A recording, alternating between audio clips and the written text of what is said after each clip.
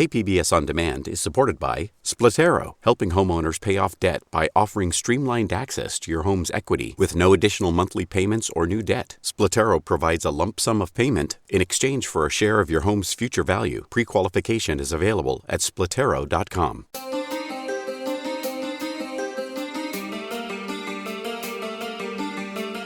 Welcome back to another edition of listener-supported KPBS Cinema Junkie podcast. I'm Beth Accomando.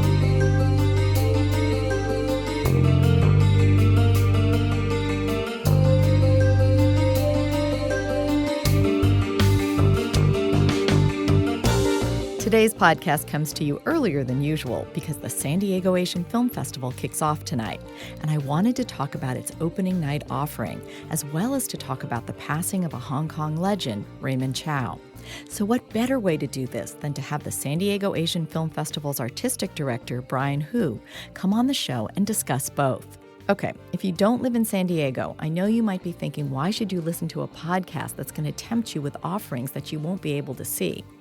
But you don't have to live in San Diego to appreciate the offerings of the film festival or this podcast, because Hu highlights films that you can seek out streaming, find them at art houses, or maybe find them on DVD or Blu-ray.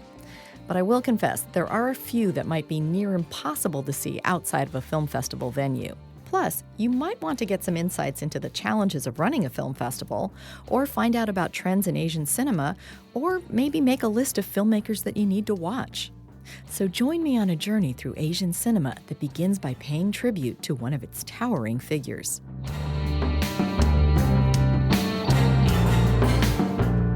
Raymond Chow died earlier this month at the age of 91. He launched so many careers, including Jackie Chan, Bruce Lee, Jet Li, John Woo, and he left this legacy of films. Since you program for the Asian Film Festival here in San Diego, I wanted to talk to you a little bit about Raymond Chow and kind of what he means to the industry. Give me a little background on who he was and how he kind of came to be this producer of Hong Kong films. Well, so when he first started out, it was the heyday of Shaw Brothers. And Shaw Brothers was the famed studio based in Hong Kong that was taking over screens all over the world, especially with martial art films. And where Raymond Chow what he kind of lucked into what became later his fortune was he signed on an actor that Shaw Brothers didn't really know what to do with. And he was Bruce Lee.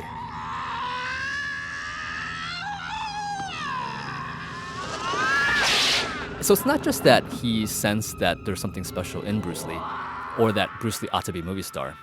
It's also he knew how to market him. He knew how to sell him, both domestically and internationally. He's unstoppable, unbeatable, unbelievable.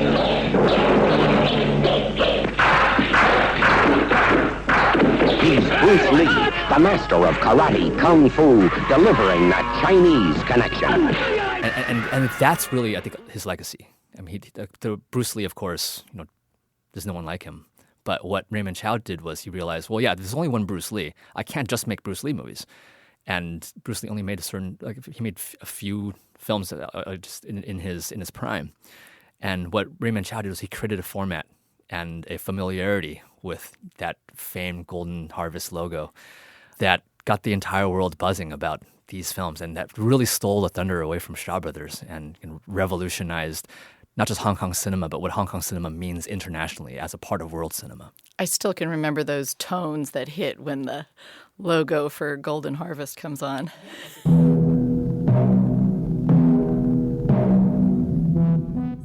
As a kid growing up in the 80s, that's the only logo for a movie I remember. Like, it wasn't really that I was into Asian cinema that much as a kid growing up in LA, but something about that logo, like when that logo came on, I felt like I was in good hands. And I think for an action fan, that Golden Harvest logo is as important as the Lion's Roar for MGM or the Pixar logo with the hopping desk lamp. Like it has that kind of stature and legend to it. So in looking at his body of work, he worked as a producer. He didn't direct, he didn't write. But did he leave a particular mark or brand on the films that he produced? Well, I think as someone who's behind the scenes, as the one who's kind of funding it and greenlighting films, I think he created a format that was particularly conducive to just making as many movies as you can. I mean, it takes a certain kind of investment or risk taking to say that's going to be my format now. If I can make dozens of films per month, and how many of those need to be hits for me to sustain this? Like, once you figure that calculus out, then you can just run with it. And of course, not all Golden Harvest films were hits. A lot of them are not very good. But when you have that kind of scale, that where you're pumping out these films at such velocity that some of them are going to be life-changing. But also it means that you give filmmakers a lot of chances to try new things. Like if a director's only making one movie a year, you're probably going to stick to the script. If you're making 2 movies a week or something, like there probably won't be a script. And as a result, you have to be creative in new ways. Like maybe if it's not on the script, maybe you have to think about this visually. Or how am I going to fix this in post-production? Or how am I going to encourage my actors to act in a certain way that's going to fit this new semi-improvisational mode of production? And Raymond Chow created that opportunity.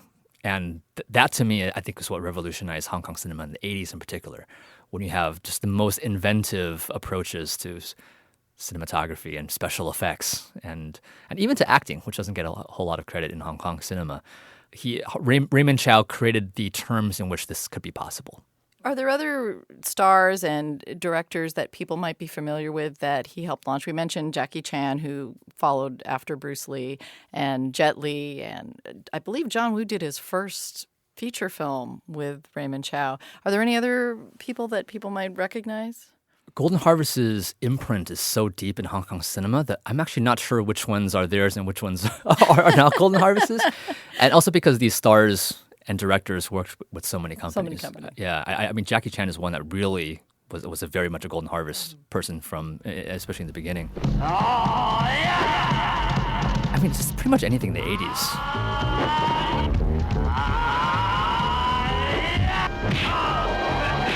So what do you think his influence has been on Hong Kong cinema? Are we seeing a legacy today that is reflected from kind of the groundwork or the foundation that he laid back in the 80s? I mean, sadly, I would say Hong Kong cinema has gone in a different direction. If Raymond Chow was interested in films that were like, let's just go make it. Doesn't matter if we don't have all the cash or the script isn't ready yet. Let's just make it and see what happens, and our ingenuity will guide us. And now that Hong Kong cinema is becoming more and more intertwined with mainland cinema, there's a sense that everything needs to be controlled more. Not just in terms of the obvious, like you have to submit your script to the censors. Like there's that kind of control, of course. But also just a sense that there's more at stake. There's more money to be made now because that market is so huge. Let's not mess this up. So every project now it's a lot more Hollywood in that sense. Everything's contractual. Everything is, has to be calculated to the T. So that sense of let's just go do it, even if we don't know what the consequences are, that's kind of disappeared. But for the decades of Hong Kong's sort of, for its heyday, the 80s, the 90s, that imprint was all over the industry and all these other studios, most of them which kind of came and went, just they were trying to capture that spirit that Raymond Chow created. Do you have a favorite one or two films that he produced? So for me, it's not necessarily one or two films, but it's the series of films that Jackie Chan, Sammo Hung, and Yuen Biao made in the 80s. Welcome to Barcelona, Spain. One capital of the Costa Brava. Meet international action superstar Jackie Chan. With Sammo Hung, Yuen Biao, and former Miss Spain, lovely Lola Forna.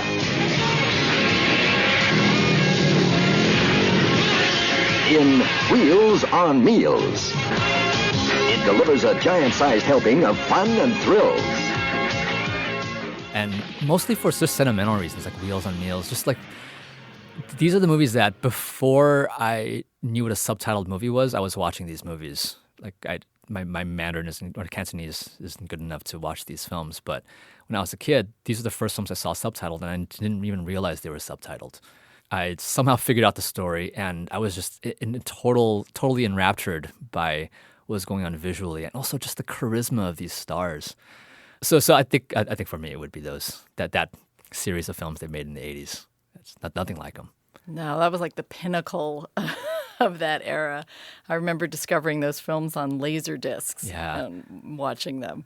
Yeah, I watched them on, like, we would go to these Chinese video shops that would have them on dual VHS tapes. And because they charge you double if you just put any film on 2 tapes. And you pop it in, and that Golden Harvest logo comes on, and, that's, what else can you ask for? I remember putting some of those movies on, and just the sound of the logo would draw my son out from his room to take a look and like, what are you watching? Yeah. As I mentioned, you are a programmer for the San Diego Asian Film Festival and the artistic director for it. So when you are programming a festival like this, what are you looking for when you're curating these films? How do you kind of tackle this task of distilling all of Asian cinema down to 10 days worth of films? Well, so I think we'll just keep talking about Raymond Chow because I think he set a certain format for how you can be innovative and how you can kind of how your films can be just addictive to people. And that's what I'm looking for when I'm programming. So first of all, Raymond Chow had made films that were very popular. And I think for a lot of us outside of Asia in the 90s, just thinking about there are all these films that people love everywhere else. How come we can't see them? So there's something about seeking out the box office hits of other places, not just the art films. I think we in America, we're pretty good at finding art films and films about reality from other countries, and they play in the film festivals. But somehow the mainstream side has been neglected. And so that's one of the things that we try to aim for with our film festival. We care about what's popular in Asia. We care about what people are laughing to and gasping to all around the world. And with countries like China and in India, these are the most populous countries in the world. Like these are really the films that are as big as industries as Hollywood is. So let's find out what's in there. So there's that side of it. And then Raymond Chow has a side which is, every film is an opportunity to kind of rewrite the rules. Like for him, like how are we going to pull off the special effect? We don't have Hollywood money. Let's sort of make it up. And are there films like that now? Are there filmmakers who understand the limitations that they have, but we're going to transcend them, and in doing so, show the audience something they've never seen before? So I'm looking for that as well. And in those cases, often these are by independent filmmakers who have not had a chance to get eyeballs in their own home countries, let alone elsewhere. It's a really rare chance to try to pick up on the most innovative filmmakers of our time. Well, one way you kind of really keep the Raymond Chow spirit alive is through a little sidebar you do of Mystery Kung Fu Theater. And I know you can't reveal titles that you show, but I do want you to talk a little bit about the fact that you sometimes screen them on 16 millimeter. Yeah, and there's something about 16 millimeter. It's not quite 35 millimeter. I feel like obviously, if we showed a film 35 millimeter, like we would have to pounce on that opportunity. That's how these movies were meant to be seen. But there's something about 16 millimeter that it just looks a little bit more battered, or like this print's been around, and it's not pristine. But we all understand as audience that we're lucky to see these films at all, and it kind of adds a certain aura to it. I can divulge that this year we have a 16 millimeter print. We found a way to also procure a 16 millimeter projector at the Ultra Store, which doesn't normally have a 16 millimeter projector. We'll see what happens when the shutter starts to flicker in the projection booth. You realize how much we've missed this. I remember when we had when film went from celluloid into digital. We noticed just how still everything is now. There's no shakingness. There's shaking of the projector. And so now when you do watch something in film, you're like, wow, like I can't believe movies used to be this alive. It's moving in front of me. And we want to recapture that magic. And although not everybody gets to travel to the projection booth, the rig that is set up by your projectionist is amazing, and it's got huge take-up reels so that the film can play out, and it's a work of art in itself just to see the projection booth in action.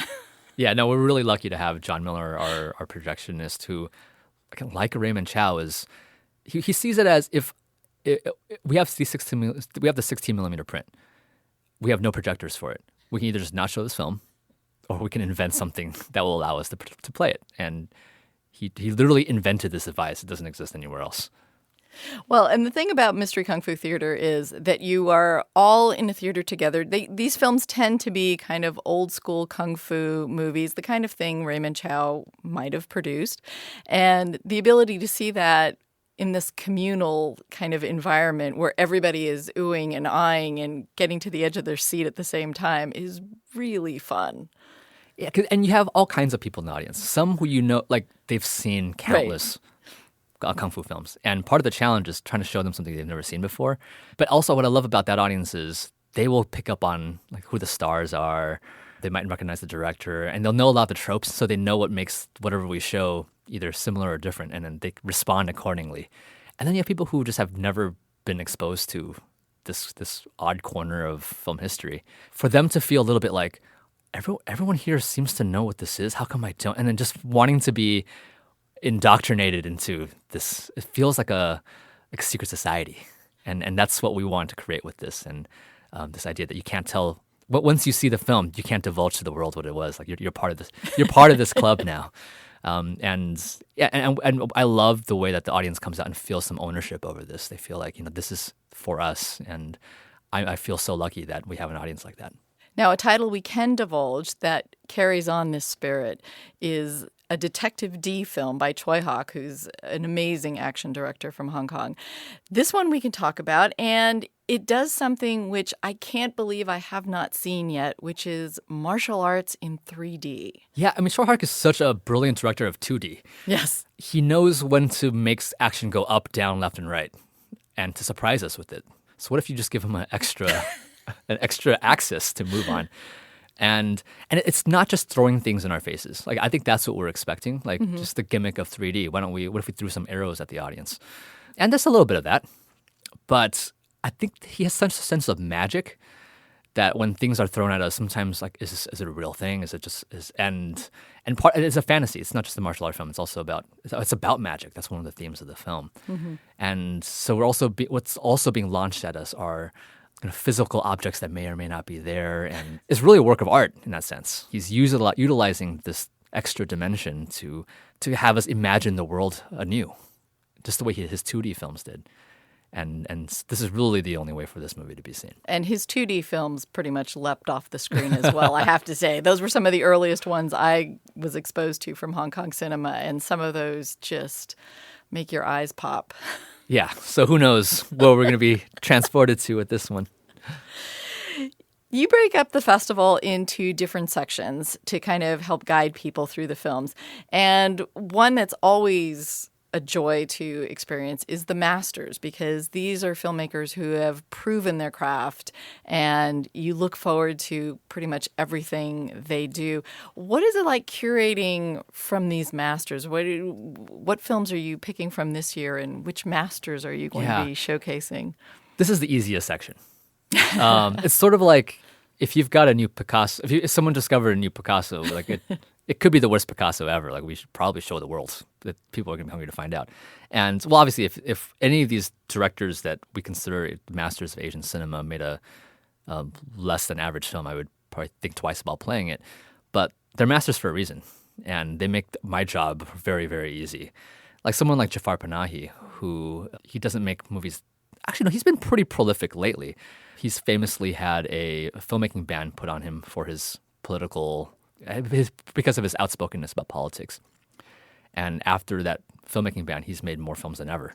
And so each film we also feel like is very precious. Like, what is he going to show us this time that breaks that I mean, it becomes a critique of the institutions of cinema, because he's been told you're not allowed to make films anymore. And then the first film he makes after his ban is called "This Is Not a Film." And since then, he's not just explored himself as a creative person, but also what are the lines of cinema that I can cross? Sometimes those are lines between fiction and documentary. And this one definitely is. It's called Three Faces, but it's also a look at women in the Iranian film industry and kind of the lines that they have to navigate in a kind of a conservative society when it comes to things like gender. And so it's such a fascinating experience. But then you also have directors like Shinya Tsukamoto, who years ago wowed us with films like Tetsuo, back when he was sort of just kind of flying off the seat of his pants, just making whatever, starring in his own movies. And now that he has a little bit of a bigger budget, now that he's kind of understood to be a master, like what's he going to do when he gets to make a samurai film? And we have a film called Killing, which is like that. And these are directors where their careers are a lot of fun to track. And we like to see ways in which there are consistent themes and styles that we have come to appreciate, but also like where they're going to take their careers. We have about a dozen of these, and the easiest films to choose for our film festival. And some of these masters, like Kiyoshi Kurosawa, make films that are not quite as traditional as maybe some of the others. In his films, the reason I love his movies is they tend to be more about kind of mood and atmosphere and harder to kind of put your finger on exactly what the narrative or the plot is, because that doesn't seem to be the primary concern of his movies. And you have a new one from him this year. Yeah, this one's called Yocho Foreboding. It's actually the TV version of a film we played of his last year called Before We Vanish, but I think this new one's even better. It was originally 5 hours or so on television, but he cut a feature-length version that's just a little bit over 2 hours. And it's an alien invasion movie. But it's an alien invasion movie with, if I'm correct, has no special effects. I mean, I think there might be a little bit, but he's really interested in how people react to the kind of the odd situations that are brewing around them. The uncanny feeling you get when you see somebody and you wonder, is that a person or is that an alien? And he explores what you're talking about, like that tone. To him, that is way more frightening than what you can conjure through a lot of effects of murder or like the usual frights that you might get from an alien invasion movie. It's for him always the scariest frights of all are the ones that we kind of conjure on our minds.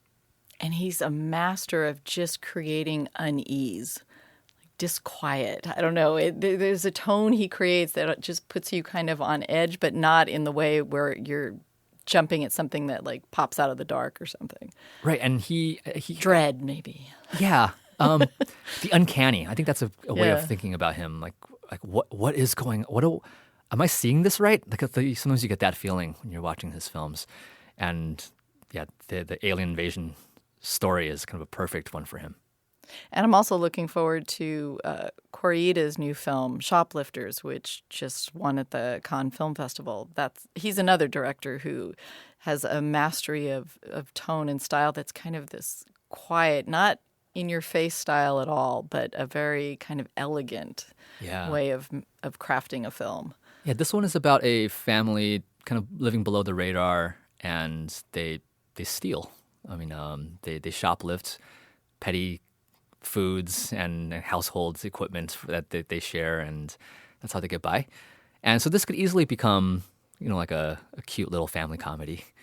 It could also be just sort of a damning portrait of reality in Japan, but somehow, like tonally, it's impossible to pin down.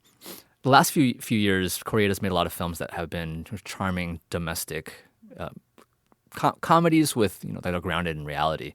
But before that, he made some hard-hitting realist portraits, like Nobody Knows. Yeah. And this film is, some have been calling it the best film of his career. It really marries the grittiness of Nobody Knows with the charm and kind of family love of his recent films. And it's heartbreaking, but it's also just, it makes us look at family anew and makes us wonder kind of how do we define family? Now, kind of the flip side or the other extreme of masters would be your discoveries one, which is filmmakers and films that people might not be familiar with in any way.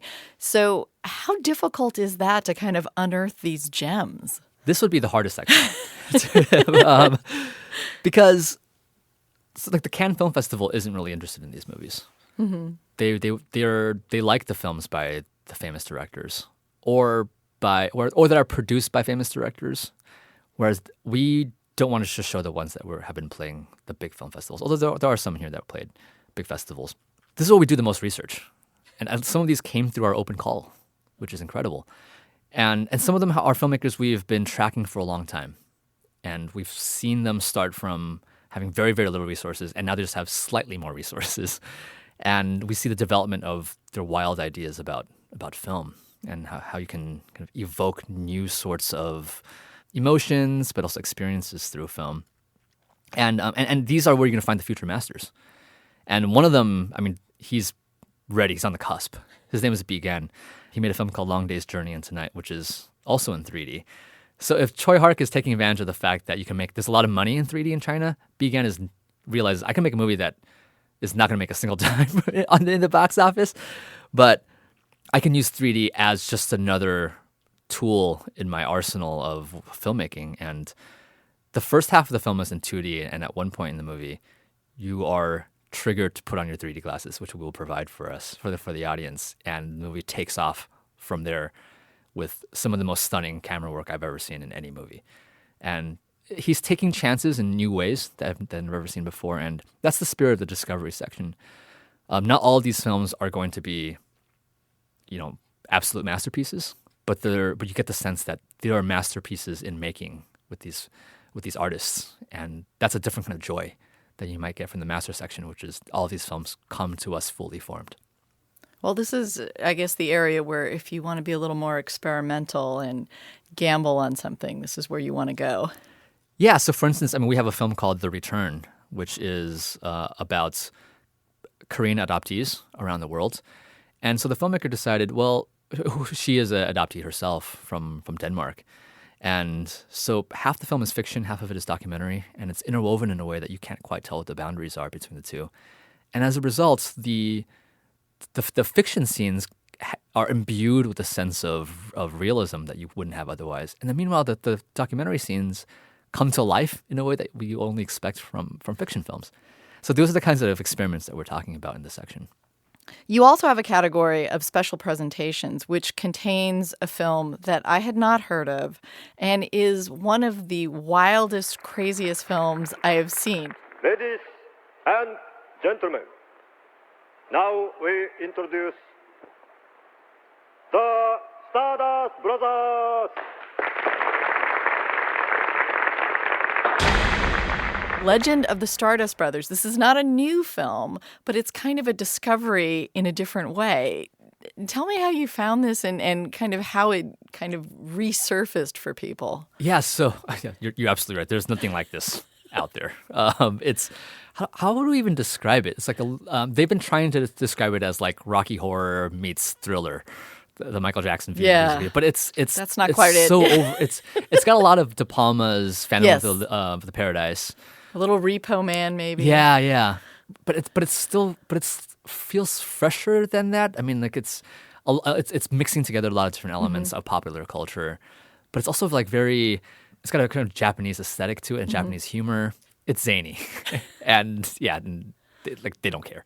They're going to put it all in there. And for me, it's a precursor to what we would find in the early 2000s with films like Funky Forest and Taste of Tea that are really kind of gonzo over the weird from Japan. But this is 1985, and it's also in the spirit of my friend makes music, I make movies. What happens if we just work together and make something?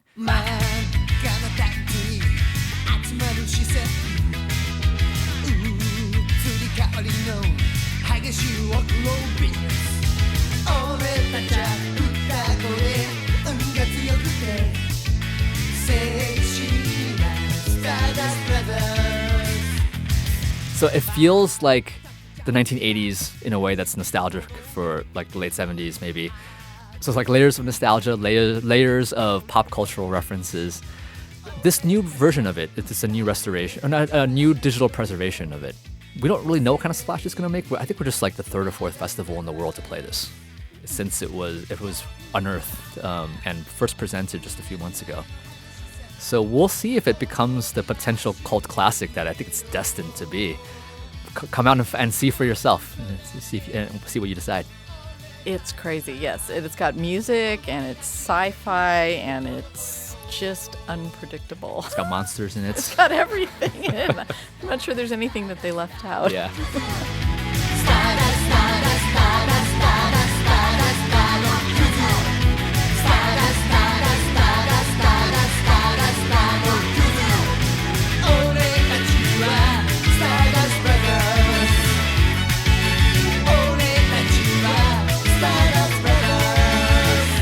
Another thing that pops up in this festival in particular is this sense of food and family. And you have a number of films that are going to make people salivate and want to run out and grab a meal right after the film. Maybe you should grab it before the film so your stomach doesn't growl through the whole movies. I mean, we watch movies with our bodies. Sometimes we forget that. Like when we watch a movie, we want to have goosebumps or we want to laugh, or we want to see things in 3D that make us flinch. Or like we have virtual reality in the film festival for the first time. We want films that make you turn around. And for a film to make us salivate, I think it's perfect. This is what film is destined to be, to move our entire bodies. And move our bodies into reconsidering new ways of empathy. Like if you're hungry with a character, you're kind of identifying them in a different way. And with Little Forest, our opening night film, it's about a young woman who, from the city, she goes back home to the countryside where she grew up, and she's trying to reconcile her relationship with her mother by remembering the foods that her mother used to cook. 날이 추우면 수제비가 먹고 싶어진다. 반죽을 해서 2시간 정도 재워놔야 하기 때문에 눈을 치울 때 딱 알맞다. Asians love food, and family is a big part of our lives.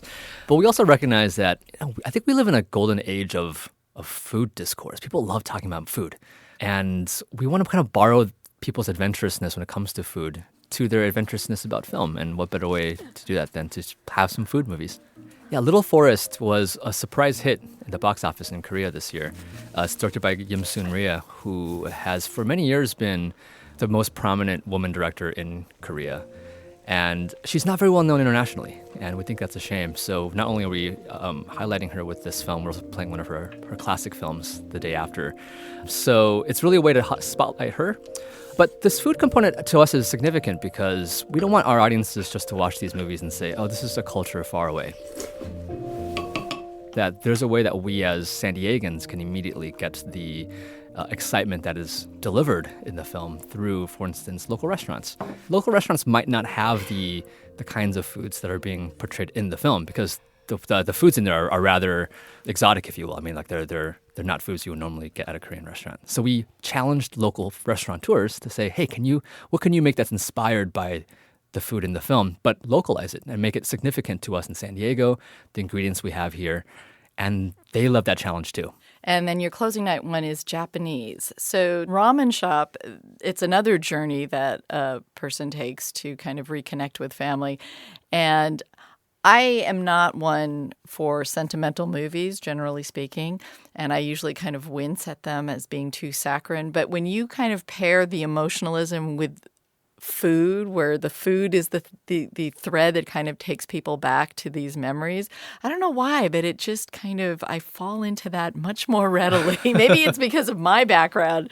I always say I come from the 3 best cooking countries because it's like my grandfather's Chinese, my grandmother's French, and my other grandparents are Italian. And I go, those are all countries that value food. But sometimes like our memories of these cultures that precede us, like we don't actually know them, that we're not that familiar with them. They say that, for us as an Asian American Film Festival, that as the generations go on, like if you're here in the United States for X number of generations, the last words you lose are food words. So it's like somewhere in the back of our cultural memories is food. And sometimes we've sort of repressed it. And so I think our connection to our art that is like exceeds our logical understanding of culture in the world, like it becomes aroused when you see the food on screen. And it reminds us of things that we didn't even know we had memories of. And the film explores that in some way, the family histories that are yet to be excavated. Uncle, can you teach me how to cook bak tae? I want to bring back to Japan.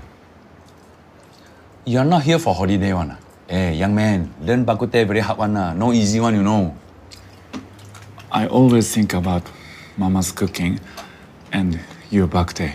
And food is what does it for the characters. But for us, it also makes us hungry to understand our relationships with our family members, but also across cultures too. It's the film we need now, like that, to think about how we can easily shed off the baggage that we bring, political baggage and kind of social baggage, and just share a meal together. I think that's what we need now. Okay, Masato. All the ribs, you must choose fresh one.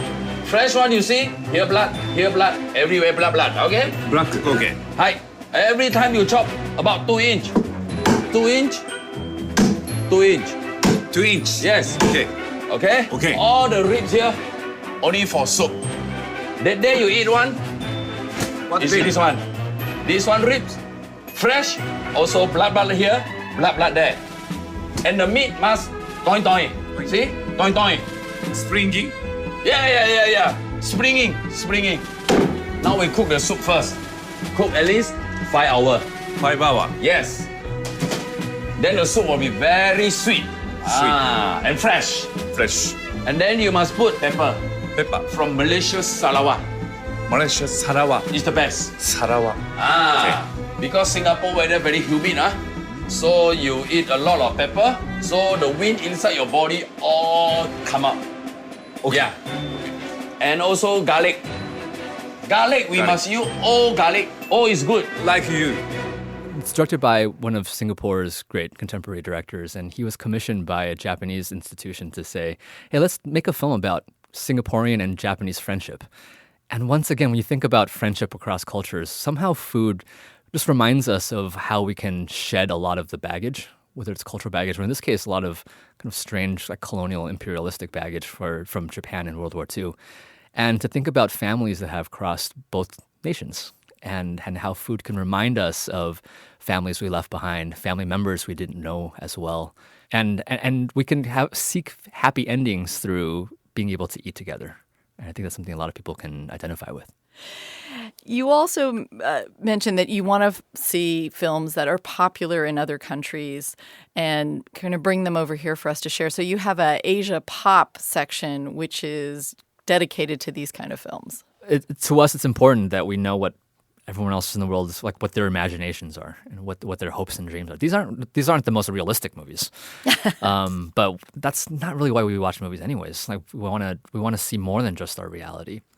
But of course, through films that are fantastical or about how we dream love ought to be, it does tap into something that's very authentic, which is how do we yearn for more? And this happens in Hollywood, happens in Asia for sure. So we have on the surface, just a ridiculous comedy called Big Brother, starring Donnie Yen. And Donnie Yen he played Ip Man. I mean, this is the action star of his generation. And he plays a high school teacher. And so imagine it's sort of like he as a former Navy SEAL mixed with Dangerous Minds, but in Hong Kong. And it seems absolutely ludicrous, and a lot of it is. Except you realize this is a film that's very, very serious about what are adolescents going through in high school. And sometimes you just need somebody to come and literally kick convention out of the room to remind us that that maybe we've lost something about ourselves if we're sticking to the script of the education system, or what does it mean to be a good or bad son or daughter, or and this film talks about race. It's so much more, but it all gets imagined through this kind of action lunacy. Yeah, so to us, this is as authentic as the worlds that Koreeda's tapping into in these masters films. You also have a section called Asian American Panorama. And one thing about this that's kind of interesting, I think, is that you followed some filmmakers. This year you have a film by H.P. Mendoza. So you've shown more than one of his films, but it's kind of like, I feel like we've seen him grow up as a filmmaker through the festival. Yeah, and H.P. is a great example of that. And we've seen his career stretch from musicals to ghost movies, and now this is a hard one to describe too. It's a domestic drama, but it has, you can call it horror elements or unnerving elements. Why do you keep Troy in the house? What do you mean? I mean, if he's so bad, why do you keep him in the house? Believe me, Declan, if it weren't for Mina, I would have kicked him out of the house. Oh, really? Don't give me that. Oh, really? Of course I would. And why would you kick him out of the house? Because he's mean, he's violent, and he scares everybody. But Mina is stopping you from kicking him out? No, she's not stopping me. But she needs a dad. I didn't have a dad. And look at how well I turned out. And I feel so guilty. About what? Guilty about what, Mom? I don't know. Stop asking. Does anybody like him? No, everybody's scared of him. Even his own daughter. Yeah. You don't like him either. Declan, why do you keep on asking all of these things? Mom, you can love someone and not like them. Yeah, okay. I don't like your brother. Is there anything Troy can do that would make people's lives better? No. He makes everybody's life worse.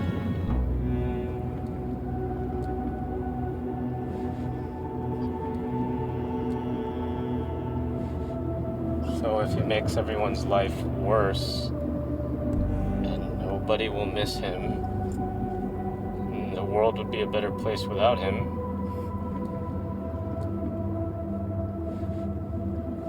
Why don't we kill Troy? Declan, that's sick. How would we do it? So yeah, just to see him develop more tools for his craft, but also like directors like and let's just mention that his film is Bitter Melon, Yes. so people can look for it. And then a director like Patrick Wang. In 2011, we played his film In the Family. We were the first film festival to accept any of his works. He's since gone on to becoming an award-winning filmmaker, and we're honored that he thought of us to play his new set of films called The Bread Factory, which is an ode to community theater, and that's Patrick's background. And yeah, just see like just all the topics that are of interest to him too, as a storyteller. Sometimes we joke that, not really joke, but like why can't an Asian American director be in the master section? Like we've followed their careers in a way that's like we're clearly like we will show anything by them because we just want to see where they're heading. So there's that, and some of these filmmakers we discovered when they're making short films. So we've really seen their careers expand. And then there are just these filmmakers in there who we've never seen their work at all before. And with Asian American cinema, you just never know if this is going to be their first and last movie because there's just not a huge market for films like this, even though what we argue with our film festival is that this should be part of anybody's diet of film consumption. I don't know why I keep it's the food and analogies galore. And so, yeah, so every film in this we cherish because we know how hard it is for an Asian American director to have that opportunity, let alone to make something that we think is well worth watching by just anybody. And we want to help build their careers too. We want to tell them you have an audience, and we go out of our way to find an audience for them. And often this is the section where audiences want to come back because they watch films in the Asian American Panorama section. They see things that reminds them of their own families or their upbringings, or they know friends who have gone through similar things, and they really realize how you can't find these films anywhere else in the world. The Asia Pop section, those films might end up on Netflix one day. The Master section will, but the Asian American Panorama, these are really opportunities to cherish.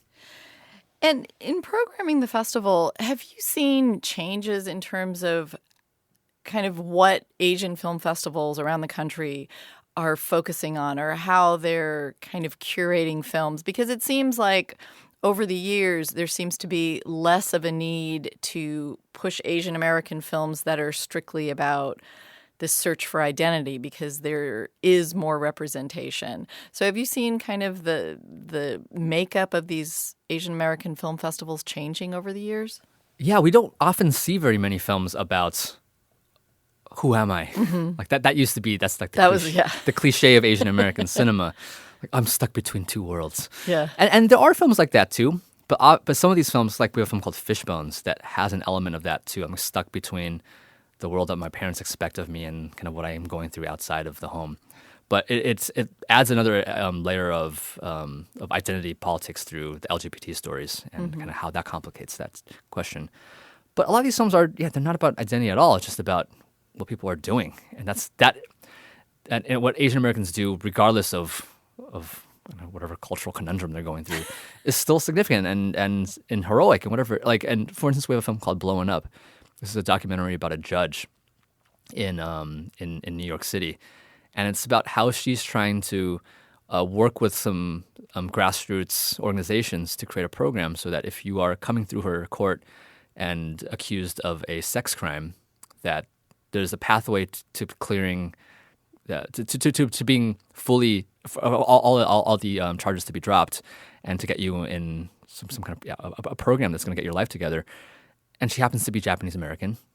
There are some scenes where she talks about Japan, but it has nothing to do with her work as a judge. But her work as a judge is so incredible that in itself is worth documenting. But also when you realize that she is Japanese American, and most of the people going through her courts are either black or undocumented immigrants from China, that there's a kind of maybe subliminal empathy going on that doesn't get elaborated on explicitly, but we feel it, and that's beautiful too. Have you seen any trends or anything in Asian cinema recently? Any place, any hotspot where a country just seems to be suddenly producing stuff where they weren't? I mean, for a while we got, I remember when The Raid came out, it felt like we were seeing something fresh and new. I mean, there isn't like a place that feels untapped. Mm-hmm. We've shown films from kind of all over. Yeah. We have from another film. We have an Indonesian Western this year. The Philippines continues to be one of the more exciting places for filmmaking in the world. From poppy rom-coms to documentaries to realist dramas on the ground. Like any other robust film industry, there are bad films there too. But a sense of possibility is existing there, and we want to tap into it. The other place that's worth mentioning is Singapore, which has been kind of on the minds of a lot of people in the film world this year because of Crazy Rich Asians, which is a Hollywood film, mostly Asian American or Asian diasporic talent, going to Singapore and telling a very, very specific story of rich people in Singapore, specifically rich Chinese people in Singapore. What the films that we normally get from Singapore remind us is Singapore itself is so diverse, and it's not just about rich people. It's not just about Chinese people. So our closing night film, Ramen Shop, is about just regular working class people in Singapore, but also their connections with places like Japan. The Indonesian Western I mentioned, Buffalo Boys, is actually directed by a Singaporean director. It's actually Singapore's submission to the Oscars this year. So just a reminder that Singapore is also a hub for a lot of transnational filmmaking in the area. And then we have another film called A Land Imagined, which is like literally imagining what Singapore itself can be, because it's about people who work on land reclamation, literally bringing in dirt from places like Malaysia to continue to build the surface area of Singapore. And then they import workers from all over Southeast Asia to work on the land that they are building using soil from other places in Southeast Asia.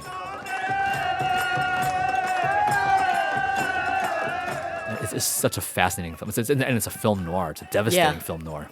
Yeah. And it just won the Locarno Film Festival. It's a real talent to watch as well. And Singapore, this is a good year for them. Yeah, that was an amazing film. It was gorgeously shot. Yeah. And, talking about land reclamation, it's this sense of, taking a Hollywood format of this film noir and transposing it into Singapore and kind of reinventing it in their terms too. Yeah, and with the people who live there. You have Indian people, you have Chinese people, and it all comes to head in a kind of a sultry way. Are there any films as we wrap up that you want to make sure you highlight in case people want to check something out that might get lost in the shuffle? Okay, I have to mention this one. It's, for better or worse, one of the things that I have done at this film festival through the years is play movies that don't quite fit in any boxes. And so one of the things I've done in recent years is I've been trying to introduce San Diego audiences to the director Lav Diaz, who makes movies that are 4 or 5 hours long. Well, this year I have even that beat. The amazing documentarian Wang Bing from China, who is in certain circles considered one of the great documentary filmmakers in the world. He had a film at the Cannes Film Festival this year called Dead Souls. Most people I know who were at the festival did not watch this film. I went to a special market screening of it. yeah, not very many people in the audience because it's 8.5 hours long. And it's about a pretty devastating topic. It's about the late 1950s and the anti-rightist campaigns and how China's basically imprisoned people who they thought were the enemies in these deserts far away, and they starved and they resorted to cannibalism, and there was this like, how is this ever going to end, or what's going to happen to them? And so first of all, I mean, in China, you don't really talk about that period. They choose to like pretend it didn't happen. And now actually a lot of people do know that something like that happened, but they don't know the specifics of it. So what Wang Bing did was, well, there's still a few people alive. I mean, it was hard enough just to survive these camps, let alone still be alive decades later. If I have a camera, maybe I should just go track some of these people down and ask them questions. And he just lets them talk. Sometimes they're redundant, sometimes they just ramble, but there's something about watching them in these very, very long takes and not chopping any of this up as if Wang Bing, the director, knows what's important or not. And just knowing that this could be it. This is the archive. If I don't preserve these stories, then we'll just have to pretend that we know everything that happened. And so we just watched this for 8.5 hours. And and between interviews, sometimes he'll just go into the desert with his camera, and it's eerie, it's ghostly. He sometimes just points the camera to the ground, and there's still bones there from the 1950s that people like they really would rather not deal with the dead. Wang Bing as a director is like, this is, if I don't, then I don't know who will. And so, and for an audience member, it's like, if I don't watch this, does it even exist? And not many people are going to have the time to watch an 8.5 hour movie, and I totally get it. If people go and watch 2 hours of it, they're going to get something very, very valuable. If they watch 1 hour of it, if they watch 4 hours, which is only half, which is like such a long experience, and we just want to make it available. We're not doing this. We're not expecting a packed house. We're not expecting to make money off of this, but we want to make it available. Just same spirit that Wang Bing said. I just want to make this available. And just with my camera, that's the tool I have. And as a film festival, our tool is exhibition. It's turning on the projector so that those who want this can find it. And Wang Bing is coming to our film festival. And I don't know what he expects, but this is a rare opportunity to have truly a master of contemporary documentary meet our audience. And I think it's going to be for those who want to experience this, who can stomach it. I mean, it's a tough watch. I think they're never going to forget this. So, Dead Souls, I'm very, very proud of this one. Well, I think that's something that film festivals can do that people sometimes forget, is that they're not meant to only show crowd pleasers. Part of the thing about a festival that I love is that that's the best place to show the film that's challenging, that isn't going to find a place to be shown anywhere else. And this could be your only opportunity to see it.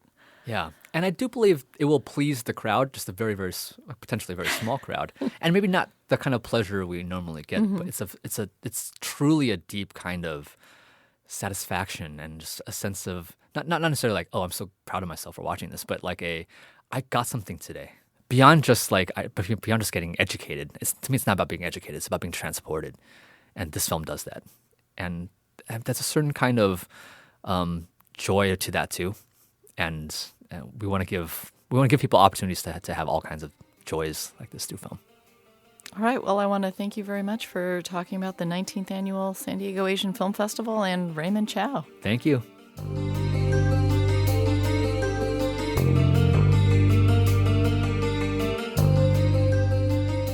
That was San Diego Asian Film Festival Artistic Director Brian Hu. And I can't believe I forgot to talk to him about the utterly charming and delightful One Cut of the Dead. It's an extremely low-budget but inventive single-take zombie film from Japan. The single take is actually only a 35-minute opening section of the film, but where it goes from there is genuinely clever and fun. Thanks for listening to another episode of Cinema Junkie. Sorry the last 2 episodes have not dropped on the usual every other Friday schedule, but I'll be back on track November 23rd with a podcast about Steve McQueen's Bullet Car and a stunt driver's list of the best car movies to check out. So, till our next Film Fix, I'm Beth Accomando, your resident cinema junkie.